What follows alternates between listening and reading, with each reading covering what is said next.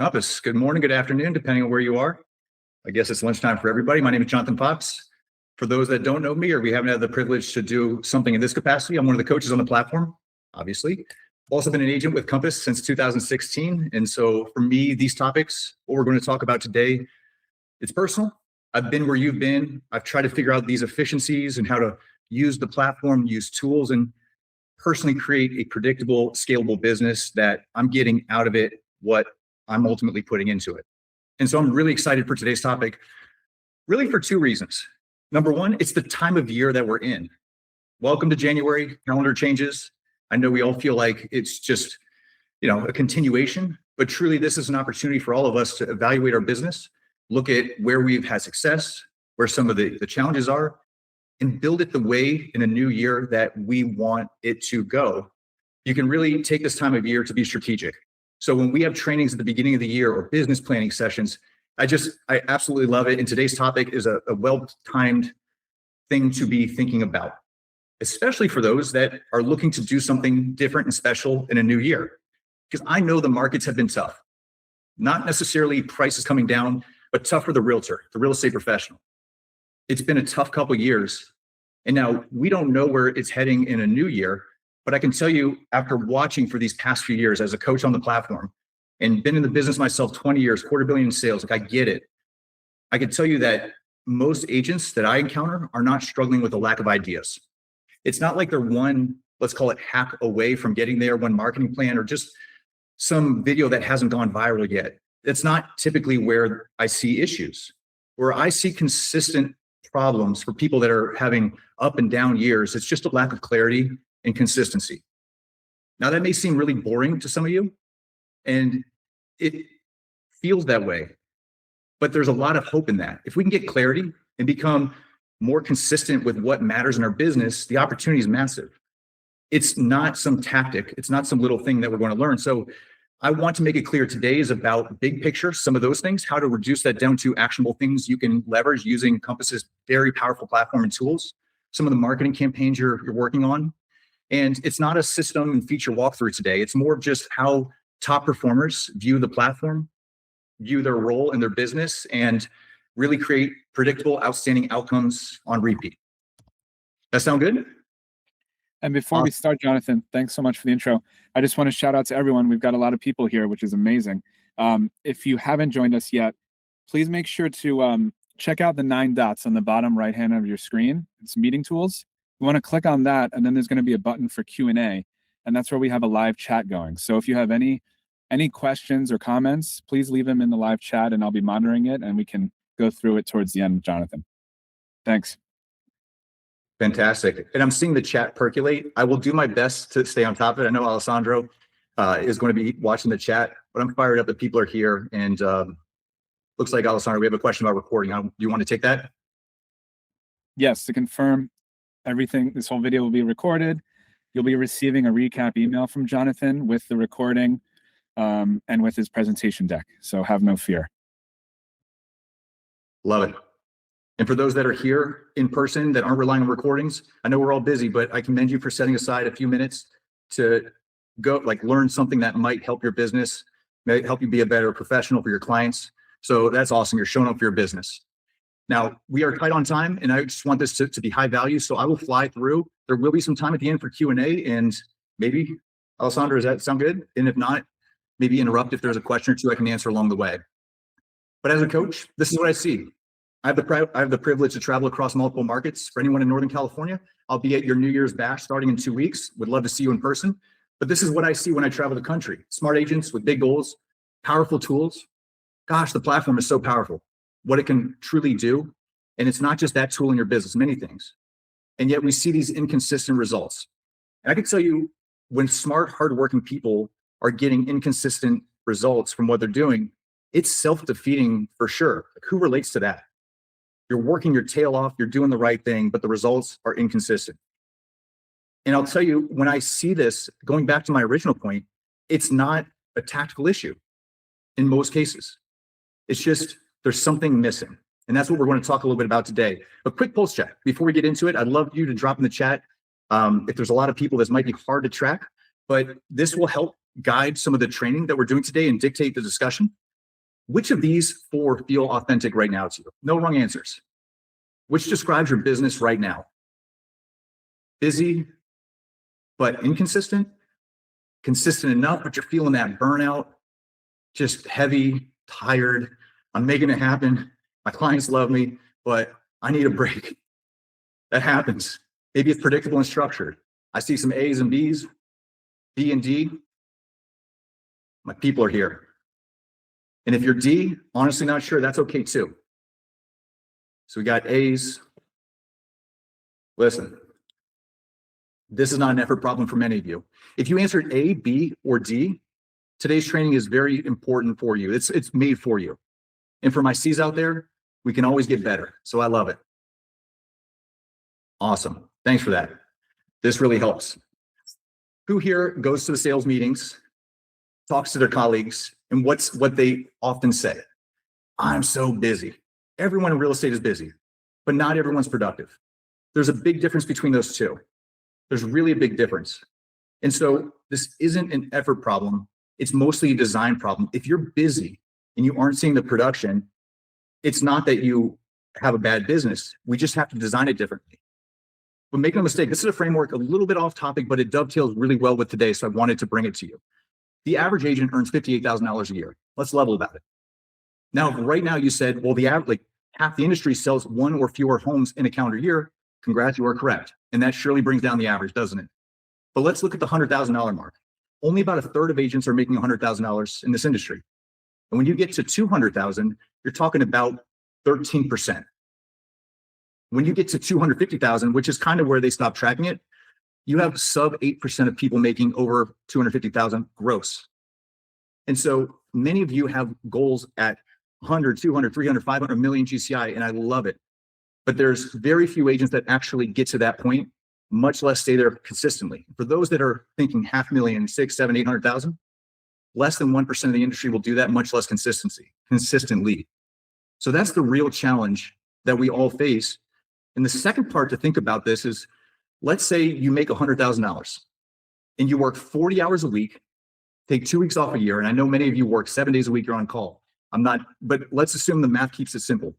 If you make $100,000 a year, working 40 hours a week, your time is worth $50 an hour. If you make $400,000 a year, your time is worth $200 an hour.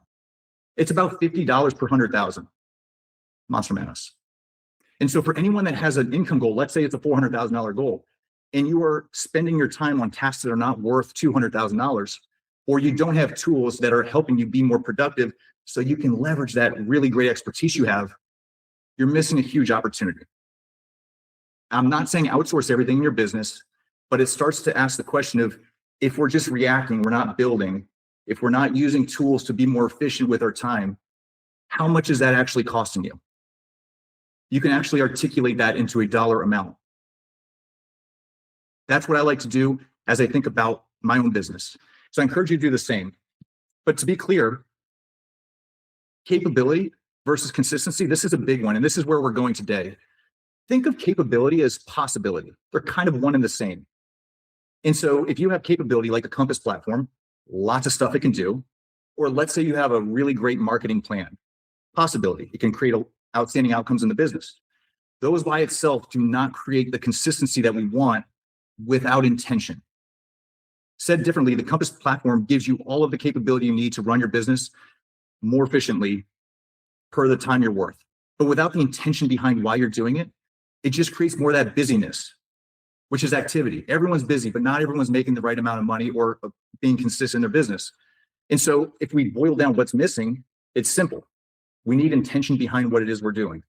We need to understand what role a tool plays in the business, what role a marketing plan plays in the business, to have that absolute clarity around what's supposed to be there and why is the difference between being busy all the time and kind of staying right where you are versus taking that next step forward. That's it for many people. And now, like I said, you're at the right brokerage for capability's sake. Let's figure out how to leverage it. Quick gut check. This is a quick gut check for some of you. This is your business development, call it lead generation, growing the business stuff. Let's say for the next 30 days, you didn't make those calls you didn't do those open houses. Let's say you didn't write those handwritten notes. Let's say you didn't have those meetups and coffee dates with past clients. And I call that all pushing. Like you have to do it. Otherwise it doesn't happen, right? If you stop pushing, it stops. If you did that for the next 30 days, what would happen to your revenue in your business? Now I realize your business would take a hit regardless, but would your business fall off a cliff? Or is there something that is more sustaining than just you literally doing it? And the difference between a system and anything else is that when you stop, it doesn't necessarily stop. It still works. So that's one way to think about it. And let's take it a different angle here. Stress test your systems. If I open Compass, your Compass platform, could I see like what must happen this week with deals and clients? Is that, let's say I had 60 seconds. Could I see what I need to see? As a Compass coach, I know where to look, but would I see it? If you couldn't rely on your memory, would your follow-up still happen? Would you remember to reach out to that buyer lead that said this spring? Does your CRM, first of all, get your contacts in there and grouped? That's one big step. But does it have different plans for different types of contacts? These are reasonable questions as you build flow and systems in your business to start asking. And if you fail either the first or the second test, your core challenge isn't more effort or lead generation or being more creative and going viral. It's architecture. And that's a beautiful point because if you, like, well, how about this? If everything feels important, nothing is prioritized. If you have nothing but reaction going on in your business, that's just busyness, not production. You're just reacting and using tools to react. And so here's a key distinction that I think we should all seek to make in our business. I'm giving you the stuff that I talk a lot about with my one-on-one clients. And it actually dovetails into today's topic, though it may seem off to the side. There's a big difference between branding and marketing. And this distinction matters more than most agents realize. Think of branding as visibility, or marketing as decisions. If what is in your business is just to make you more visible to who you don't know, for what purpose, hopefully they call me. If that's just branding, and branding is a lot of what top producers are able to do because their stuff is a little bit on cruise control. Now, if you've been in the business 25 years and you've got a great book of clients, you're probably okay there. But for a lot of people that find themselves busy, it's because they're engaged with branding and they're not getting the results. So on the left-hand side, think of marketing as something specific for someone specific. Sellers in that neighborhood, luxury buyers. And so if your business has branding versus marketing, there's like going to be a difference in the amount of effort you're spending versus return you're getting. Branding will eventually work in some cases, but it's more of a defensive position where marketing is to create outcomes now, create more stability in the business now. And so if I can make this abundantly simple, if you have a growth goal in 2026 and you evaluate what branding and what marketing is in the business, and you don't have much that's narrowly for certain people, you should pivot hard into that decision. Marketing creates consistency in your business. Branding protects what you've already built. And that's a way we can actually think about it in our tool. So let's do that. I open Compass Monday morning or today. Do I know what outcomes you're trying to create? Or are you just reacting to all the notifications and ignoring all the rest in the platform? Because like tools don't fail, nor does marketing, by the way. Unclear purpose for tools, or in some cases marketing, is actually what fails. So when we don't have a defined outcome for why we're using something, we either don't use it, we default to what we know, or we just leverage the 10% of it, which is the reacting instead of building. I wish we were live because I look for show of hands, but maybe drop in the chat if this resonates. Do you feel like you use only but a small part of the Compass platform and you use it primarily just to clear your deals and move things through Business Tracker, whatever it is? Does that feel like it's branding is what people remember you about? Marketing, yeah, I missed that. The chat went flying. Yeah, a lot of you are answering small part. I get it. As an agent who watched this platform be built while I was at Compass, I felt like all these cool things were happening. And I was just like, I don't have time to learn that, can't do that. But if you distill why I was saying a lot of those things, and by the way, eventually I did, and it really made a difference. Challenge you to do it. When I boil it down for me, it's quite simple. I just didn't know what the heck it was supposed to solve for in my business. And once I figured that out, I was like, oh, this makes it easier. Cool, let's do it. So if you're in a reaction business, it's harder to do. So anyone here want to create a predictable, stable business, I'll give you some ways to think about it. And then we'll boil it back to the tools and the platform. This is the framework. See, most agents, when they talk about a predictable business, they start at execution and they work down to intent. If you notice, the foundation of what we're talking about is we got to know what is this for and what decision it triggers or what problem does it solve in the business. Once we figure that out, the rest of it gets a little easier. Now we got flow, which is all of the steps that go with it. And then execution finally. Oh, by the way, which tool solves it? What's the mechanism we're going to use? So execution is not the first thing we start with. It's actually one of the last. So let's boil down all three, shall we? By the way, Alessandro, anything in the chat that I should be pausing for that you've noticed, or should we just keep going? No, I think just keep the train on the tracks. Awesome. Perfect. So intent with my marketing tool or my marketing, excuse me, or tool or plan in general is January. What am I trying to make this do? What decisions should this trigger? So I'll give you a specific example. With your follow-up sequence for an open house lead that you built in CRM as an action plan for all your open house leads that I know you log every time, are you trying to get them to an appointment? Are you just trying to get engagement, which are more replies? Are you trying to build rapport? Are you trying to close them on working with you? I mean, these are all things that like the intention of what the thing we're doing and what it should do is what truly matters. Now, big picture, it also is a filter of what stays and what goes in your business. If I know what I want to create and I have intention behind that, I can filter a lot of decisions through that criteria and be right most of the time. So intent acts like a filter. That's it. So the platform and everything else is there, but what do we want it to do for us? What problem does it solve to make us more productive? And once we start answering that question, like where are the pain points? Where are we spending time that we shouldn't? We can start to build a plan around it. Now let's move to flow, which I think is a big part of this, missing for many. Once the path is clear, it's like, what are the steps? Now, tools by themselves don't have flow. Think of it that way. They're just literally there to work on your behalf. But when you have intention and then the steps that you create along the way for the outcome you want, you can make a tool work extremely well for you. So most agents, they're relying on the memory, hustle, and hope to make their business work, whether that's in the platform or in some marketing plan. A lot of agents, we're throwing things against the wall, seeing what sticks because we have no intention and we don't know the flow behind it. But to be clear, the tools just support flow, not the other way around. They don't create it. And so let's talk about then the execution part of it, because this is where the tools come into play. Once we know why we're doing it, what steps or what outcomes are we optimizing for, that could be transaction management all the way down to lead generation or client retention, keeping sellers for price reduction more engaged. I mean, there's a lot of different layers to what the platform can do, and we have intent behind it. We create some flow around it. Now we can figure out what the thing should be, what tool it should trigger, or what we should do. And this is where most agents live, guys. Generic emails, reactive follow-ups, unplanned check-in calls.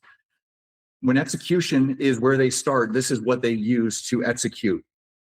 But I can't tell you how many bad emails I get from marketers or vendors that don't have any intention behind it and no flow around it that get ignored. I can't tell you how many people say, Jonathan, I did lead generation, it didn't work.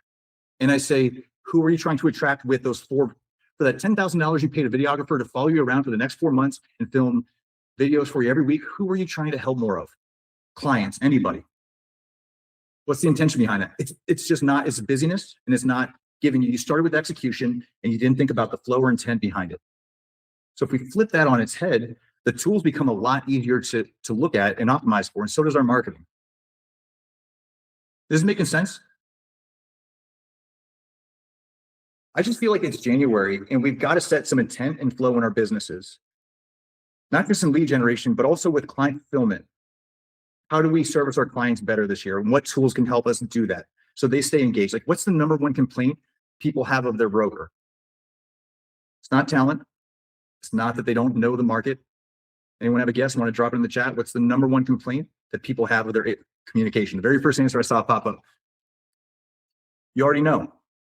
What tools could you leverage with the intention to solve that problem for your clients or your leads or your own team for that matter?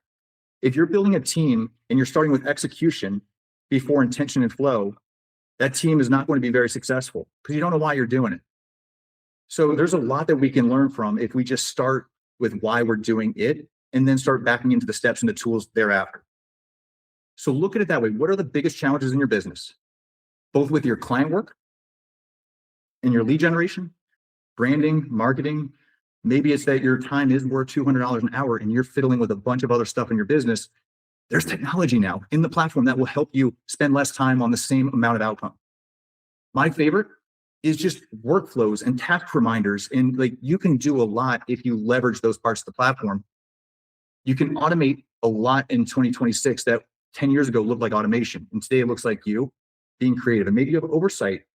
But this is the kind of thing where if you know why you're doing it, the executions truly last.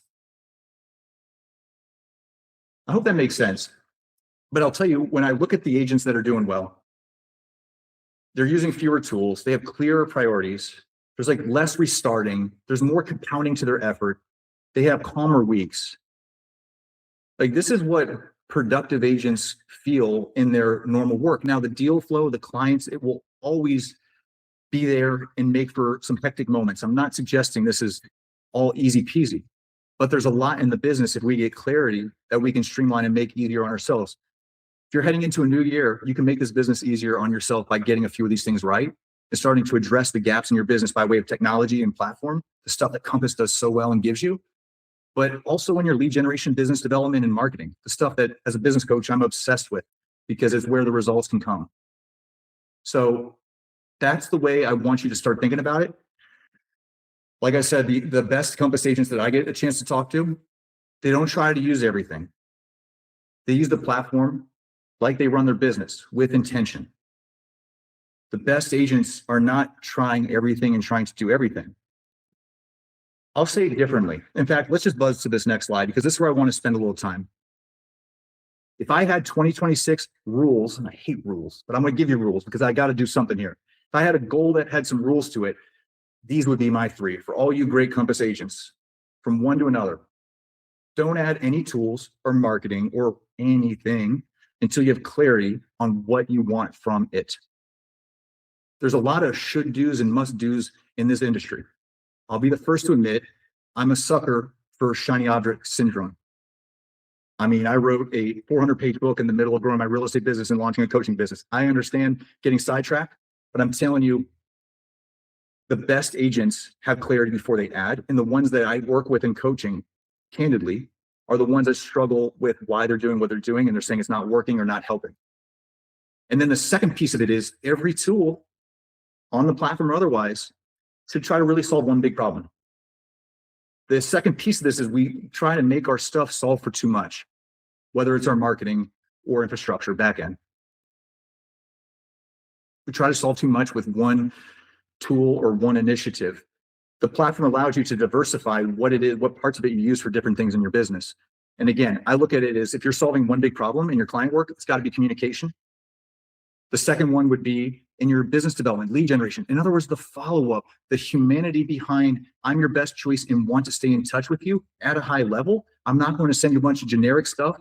That's if we're starting with execution, what people do, but I have intention. I built some flow around it. And now I use Marketing Center and all these wonderful things and email and text. And, you know, that stuff is all a lot simpler once you know why you're using it. But this last one, hand to God, is the thing that I see most often successful entrepreneurs, not just in real estate, but in life. I've run 3 7-figure businesses and I've noticed this in my own life, but it's repetition and mastery over always starting and trying and chasing something new. You don't need to do everything all the time. It may feel like that, and I empathize. I hear so often, if you don't learn AI, you're going to be out of this business in a year. False. If you became a master marketer in your geographic farm, you would have a great business. You don't need 10 other things. Now, AI would be icing on the cake, and I hope you do it, and I hope you use it.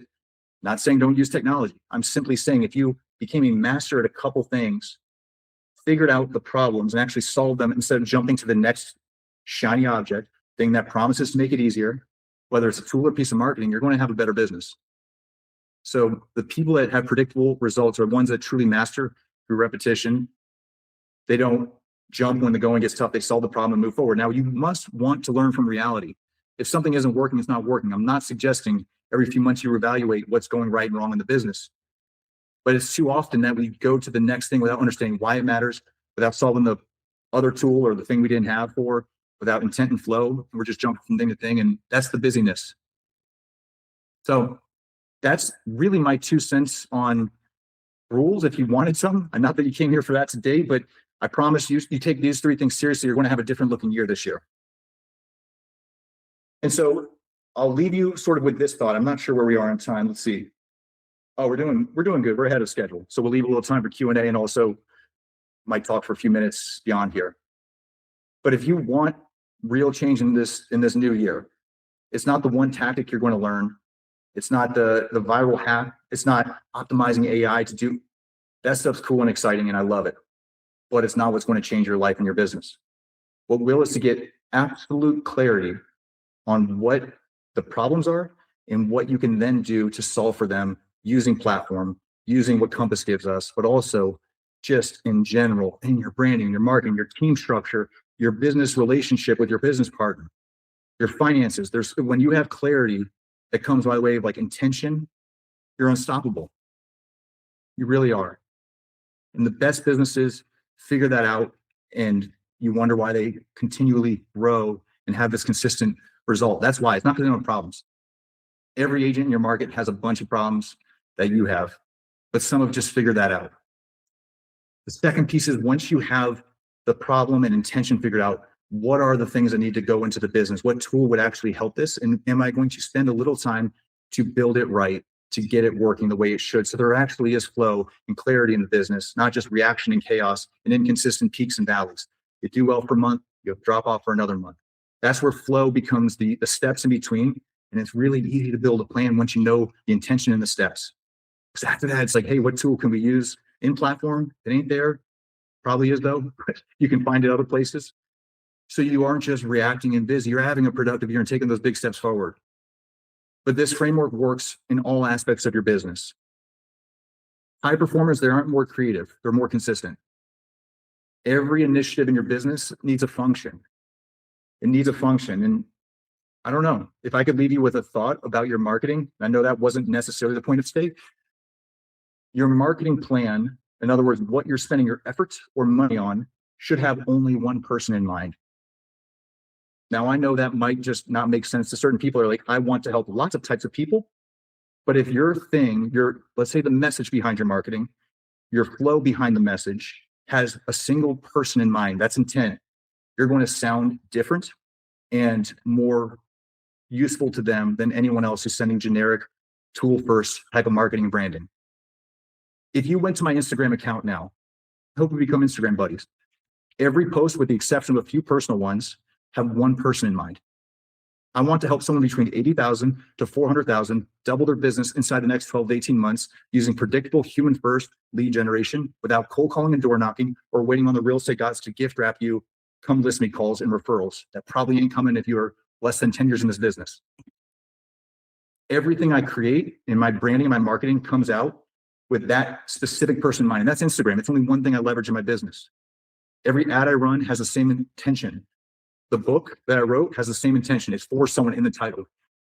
And the reason I'm bringing this to your attention is this is the same process I go through with the tools that I engage with. And as an agent at Compass, I had a lot of confusion around what parts of this make sense to me because I didn't know what I was trying to solve for. And so if it's January and we're building our New Year's plan, let's start there. Why? For who? For what problem? And then we worry about the tech, the training, the tool. Hire a business coach, whether it's me or someone else, to help hold your hand through it, or you can go to Coaching at Compass resources. Man, there's so much help out there once you figure it out. But no one can figure out the intention behind it. That's where you have to lead in your business. No one can do that for you. And frankly, and this is where I'll wrap up, guys, it's not a soapbox moment. I'm just fired up about this stuff. I love it. There's a lot of, well, other people in my market, in my office are doing this, so I should be doing that too. That may not be for you. Be authentic. Run your business the way that you decide is the right amount. There's room for everyone, and there's different ways to do it. There are no shoulds and musts. I mean, there's many shoulds, but there's very few musts in real estate and entrepreneurship in general. As long as we know why, what we're trying to solve for. So that's my big wish for everyone in a new year. And I'll tell you this, if any of this resonates, I want to invite you to a completely free training I'm doing next week.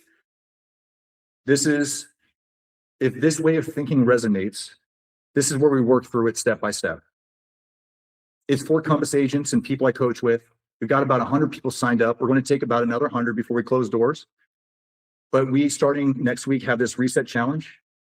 4 sessions over 5 days, 45 minutes with a Q&A, and I'll help you walk through it. This is my gift just because I believe in this stuff. There is no bait and switch going on. This is like high-level training to get freaking clarity on what needs to happen in your business to finally take that big step forward and make it permanent. Thank you for being such an intensive audience. I wish we were live in the room and I could see all you, but I know your time is valuable. So thank you for spending it with me. Sweet. Thanks, Jonathan. If anyone does have any questions before we leave, feel free to put them in the chat. From Kimberly, how much do you feel bricks and mortar with a Compass office play into our brand and business and growth? Can it all work without an office? That's a question above. As a agent who wants to be productive, I don't worry about stuff like that. I worry about what I do in my business. And if it's like the office presence, I think that's cool. You know what it is though? It used to be the office and the billboard and all this stuff. Now it's your digital presence. When people Google you, sure, do this right now. Go to an incognito browser, Google your name and put realtor next to it and see what shows up on the first page of Google. I can make a bet and be right. The first things are your Instagram, your Facebook, your TikTok, your YouTube, and your website, assuming you have one. Then your Zillow profile, then your Compass profile, and a couple things. What you put out there matters a lot more than what that other stuff is. But if you want market share, I think Compass crushes it with the real estate space stuff. I love that. No problem there. I hope that answered your question. I didn't mean to be aloof there.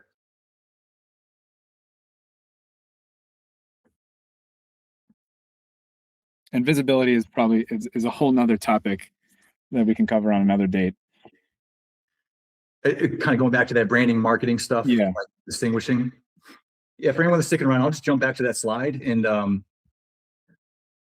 I would love if some of you thought through this in your business and decided which of these two made more sense for the phase of your business you're in, the growth goals you have, and how you like interact with the assets you're putting out there, whether it's for nobody or for someone specific. People will hire you because they think it's for them. But go ahead. I'm sorry. There's other questions. Let's see if I can pull up the chat too. So I want to, before I lose it. Oh yeah, the training, it's 1 p.m. Eastern, 10 a.m. Pacific. My apologies. It's definitely 10 a.m. Pacific. Yeah, someone was asking for the link. You can drop it in your recap email, right, Jonathan? For sure. This QR code, if you want to scan it real quick, otherwise I'll make sure that gets out to you in the next 24 hours, I guess. Yeah, that would be amazing for anyone who's driving or who can't scan the QR code. Yeah, I'll also drop a link in the chat later. Yeah, go for it. You know. Yeah, let me do that.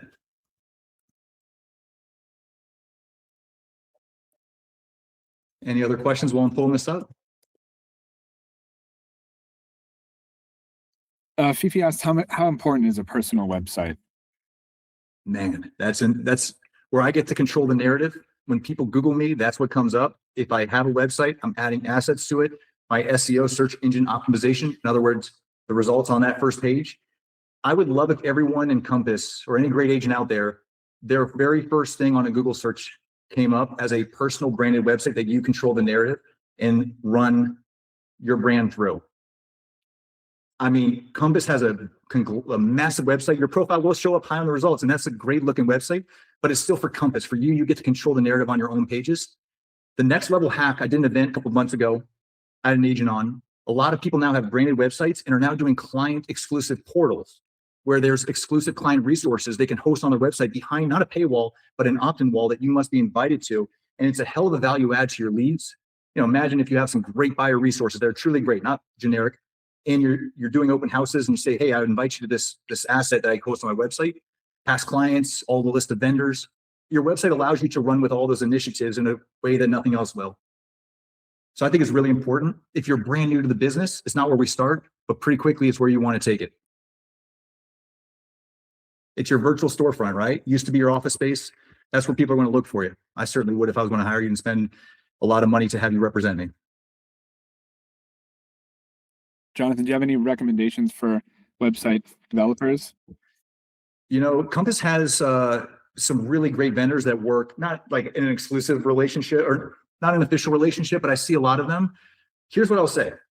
It's 2026. 10 years ago, we used to have to break the bank on a good website. That's not really true anymore. And so if you're a little newer or money's a little tight, but you feel like it's important, go to GoDaddy right now, get a domain name for 15 or 20 bucks. That's half the battle. The other half is what's in your budget and find a website provider, starting with Squarespace, $10 a month, all the way up to there's websites for thousands a month. Most of y'all don't need that. If you spend more than $100 or $200 a month on your website, I'd be kind of curious as to why. The second part about a website, you probably, my opinion, don't need IDX unless you think people are searching your website for properties. I'm sorry, they're on compass.com searching for properties, not jonathanfoxdc.com. There's a very low chance of that. But so those functions that cost a lot of money for some of you don't necessarily make sense. Go with what makes sense from branding and marketing perspective and save your money and make sure you get one. Agent Image, I saw that pop up. They're cool. You know, a lot of good companies out there. I dropped the link in the chat, by the way, for anyone driving. If you want to come to the event next week, there's love to have you. All right, just the last few quick ones. Will the reset challenge be recorded, John? I will. I hate to admit that because I really want people to show up live because the engagement, the Q&A, that's where the money, it costs nothing. But I'm saying that's where it will be high value stuff. So I really encourage for anyone that relies too much on recordings, I know we're all busy. The S&Me 500, the you investing in you and your career is the highest ROI thing you will invest in this year. Show up for yourself, whether you're paying for it or not. Come live, get the value. And if you can't, yeah, we'll record and you'll make sure you see those. And how long is each session going to be? 45 minutes with a 15-minute Q&A, Monday, Tuesday, Thursday, Friday next week. Wednesday's a working day. All right, perfect.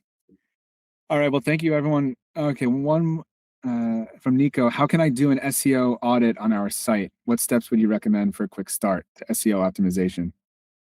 There are third parties that will do it for you. Your website should have some of those analytics on the back end, depending on who you use. Start with your website provider, ask if they have a tool. It's probably in your settings and you can find it there, but there are inexpensive third parties that will help you see where you rank. But here's the litmus test for all of you. Costs you nothing, takes you 30 seconds. Open a Chrome browser incognito, put in not your website, but you with the name Realtor at the end, or whatever your team name is, Realtor, real estate. And if you don't show up in the first 5 results, you got some work to do. The second thing is if you don't have a Google business page, you're probably missing an opportunity. So website, Google business page, the reason I say that, costs you nothing. And you can link your website to Google business. And guess what? Most people are using that as a search tool. You're going to show up first place because you have a Google listing, link to your website, winning. Cost you nothing. You don't have to run ads.